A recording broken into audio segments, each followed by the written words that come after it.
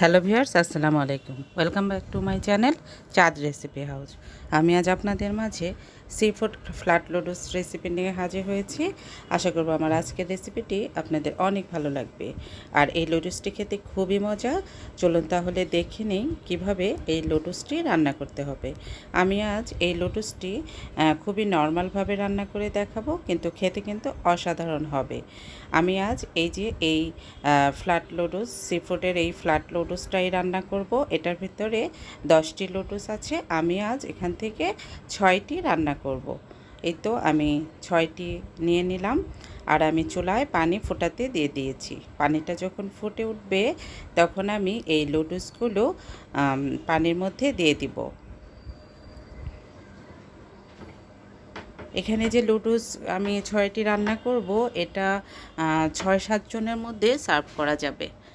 আমি এই পানির মধ্যে 1 টেবিল চামচ লবণ দিয়ে দিলাম, এতে করে লুডুসের ভেতরে লবণটা ঢুকবে। পানিটা বলক চলে আসছে। আমি এখন এই 6টি লুডুস এই পানির মধ্যে দিয়ে দিচ্ছি। দিয়ে একটু নেড়ে চেড়ে দিচ্ছি, এতে করে এটার ভাঁজটা খুলে যাবে। আসলে এই লুডুসটা কিন্তু খেতে খুবই মজা। নর্মাল ফ্ল্যাট লুডুসগুলোর চাইতে এই সি ফুড লুডুসটা খেতে একটু বেশিই মজা। আশা করব আপনারা এই সি ফুড লুডুসটি অবশ্যই বাসায় রান্না করে খাবেন। কথায় কথায় কিন্তু আমার লুডুসটা সেদ্ধ হয়ে গিয়েছে। এখন আমি এই লুডুসগুলো তুলে নিব একটি ছাঁকনির সাহায্যে। তুলে একটি পাত্রে নিয়ে নিলাম এবং তোলার পর আমি এগুলো ঠান্ডা পানি দিয়ে ধুয়ে ফেলবো। এতে করে লুডুসটা সুন্দর ঝরঝরে থাকবে, আর কোনো তেল দেওয়ার দরকার নেই। লুডুসটা এমনিতেই একটু ঝরঝরেই থাকবে, কোনো সমস্যা হবে না। এই তো আমি সবগুলো তুলে নিয়েছি। এই লুডুসটাতে আমি চিকেন দিব, তাই এখন চিকেনের প্রিপারেশনটা করে নিচ্ছি। এখানে আমি 1 কাপ বুকের মাংস ছোট ছোট করে কেটে নিয়েছি, আর এর মধ্যে দিয়ে দিলাম 1 চা চামচ আদা রসুন বাটা, হাফ চা চামচ লাল মরিচের গুঁড়ো, আর স্বাদ অনুযায়ী সামান্য লবণ দিয়ে খুব সুন্দরভাবে মেখে নিচ্ছি। তারপর এখানে দিয়ে দিব 1 টেবিল চামচ পরিমাণ কর্নফ্লাওয়ার। কর্নফ্লাওয়ারটা দিয়ে খুব সুন্দরভাবে মেখে একটি সাইডে রেখে দিব। পরবর্তীতে আমাদের এটা কাজে লাগবে। মাখানো হয়ে গিয়েছে।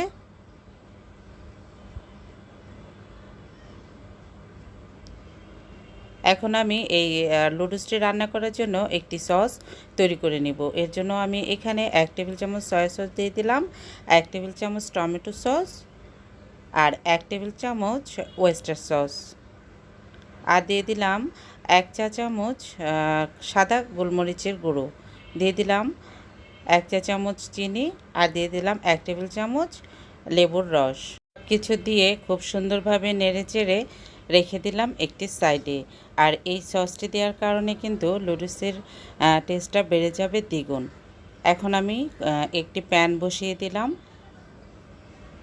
প্যানটি গরম হলে দিয়ে দিলাম 4 টেবিল চামচ পরিমাণ রান্নার তেল। এই তেলের মধ্যে আমি সেই ম্যারিনেট করা মাংসগুলো দিয়ে দিচ্ছি, আর এভাবে একটু আলাদা আলাদা করে দিয়ে দিচ্ছি, এতে করে একটার সাথে আরেকটা লাগবে না। যেহেতু কর্নফ্লাওয়ার দিয়েছি, তাই একটু আলাদা আলাদা করেই ভেজে নিলে চিকেনগুলো খেতে অনেক ভালো লাগবে। এই তেলের মধ্যে আমি চিকেনটা খুব ভালোভাবে ভেজে নিচ্ছি। চিকেনগুলো ভাজা হয়ে গিয়েছে। আমি একটি পাত্রে চিকেনগুলো তুলে নিচ্ছি। এখন এই তেলের মধ্যে দিয়ে দিলাম 1 টেবিল চামচ পরিমাণ রসুন কুচি। রসুনটা দিয়ে একটু নেড়েচেড়ে ভেজে নিচ্ছি, কিন্তু আমি লাল করব না। একটু পরেই আমি এর মধ্যে দিয়ে দিব 1 কাপ পরিমাণ পেঁয়াজ কুচি আর 1 কাপ পরিমাণ গাজর কুচি। এখানে আপনারা চাইলে আরও অনেক সবজি ব্যবহার করতে পারবেন, যেমন ক্যাপসিকাম দেয়া যাবে, পেঁপে দেয়া যাবে। আমি পেঁয়াজটা এখানে সবজি হিসেবেই ব্যবহার করেছি। দিয়ে দিলাম 1 চা চামচ পরিমাণ চিলি ফ্লেক্স। এই চিলি ফ্লেক্সটা দেওয়ার চেষ্টা করবেন, এতে করে লুডুসটার মধ্যে দারুণ একটা গ্রান আসবে। এখন দিয়ে দিচ্ছি কিছু কাঁচামরিচ, আর দিয়ে দিলাম হাফ চা চামচ পরিমাণ পাপরিকা পাউডার, আর দিয়ে দিলাম স্বাদ অনুযায়ী লবণ। দিয়ে দিচ্ছি সেই বানিয়ে রাখা সসটা, আর এখন দিয়ে দিলাম সেই ভেজে রাখা চিকেনগুলো। এখন সুন্দরভাবে নেড়েচেড়ে মিশিয়ে নিচ্ছি। একটু নেড়েচেড়ে মিশিয়ে নেওয়ার পরই এর মধ্যে দিয়ে দিতে হবে সেদ্ধ করে রাখা নুডলসগুলো। এখন উল্টে পাল্টে নেড়েচেড়ে নিচ্ছি। এই নুডলসের মধ্যে ইচ্ছে করলে আপনারা চিংড়ি মাছ দিতে পারেন, যেহেতু সি ফুড নুডলস। কিন্তু সি ফুড নুডলস নামে হলেও এই নুডলস যে কোনোভাবেই রান্না করে খাওয়া যায়, তাই এখানে সি ফুড না দিয়েও কিন্তু অনেক মজা করে আমি এই নুডলসটা রান্না করেছি। আমরা বাঙালিরা যেভাবে খেয়ে অভ্যস্ত, আমরা তো সেভাবেই রান্না করব, তাই না? আমি এখানে ডিমও ব্যবহার করেছি। এখানে আমি 3টা ডিম স্ক্রাম্বল করে নেব, আর তারপরে এই নুডলসের উপরে দিয়ে দিব। এতে করে এটার টেস্টটা আরও বেড়ে যাবে। এই তো এখন আমি চুলায় একটি প্যান বসিয়ে দিয়ে 3টি ডিম এভাবে করে কাঁটা চামচের সাহায্যে ফেটে নিচ্ছি। একটু ভালোভাবে ফেটে নিচ্ছি। ডিমটা ফেটানো হয়ে গেলে আমি এই গরম তেলের মধ্যে এই ডিমটা ঢেলে দিব।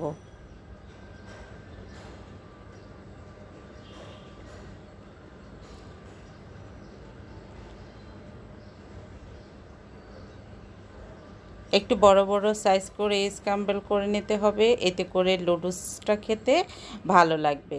আর যদি একেবারে ঝুরি ঝুরি করে ফেলেন, তাহলে কিন্তু ডিমটা দেখাই যাবে না, তখন নুডলসটাও খেতে ভালো লাগবে না। এখানে আপনারা চাইলে 4টি ডিমও দিতে পারেন, আমি এখানে 3টি ডিম দিয়েছি। আর এই 3টি ডিমেই নুডলসটা খেতে অনেক ভালো লেগেছে। আপনারা দেখতেই পাচ্ছেন আমি কিভাবে করে ডিমটা ভেঙে নিচ্ছি। একটু বড় বড় সাইজ করে ভেঙে নেওয়াতে নুডলসটা খেতে ভালো লেগেছে। আমি নুডলসের উপরে ডিমগুলো ঢেলে দিলাম, তারপর আবারও একটু মিশিয়ে নিচ্ছি। মেশানো হয়ে গেলে আমার নুডলসটা রান্না করা একদমই শেষ। আমি লাস্টে একটু টেস্টিং সল্ট দিয়ে দিব, তবেই আমার নুডলসটা রান্না করা হয়ে যাবে।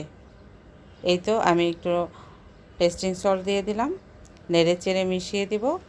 টেস্টিং সল্ট আপনারা না দিলেও পারেন, তবে আমি একটু স্বাদের জন্য দিয়ে দিয়েছি। এতে করে টেস্টটা ভালো আসবে, দোকানের মতো লাগবে, এই কারণে দিয়েছি। তবে আমি সব সময় এই টেস্টিং সল্টটা ইউজ করি না।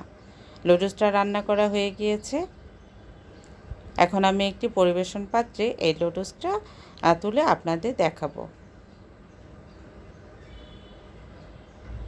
সত্যি কথা বলতে কি, নুডলসটা খেতে খুবই মজা হয়েছে। আশা করব আপনারা বাসায় এভাবে তৈরি করে খাবেন।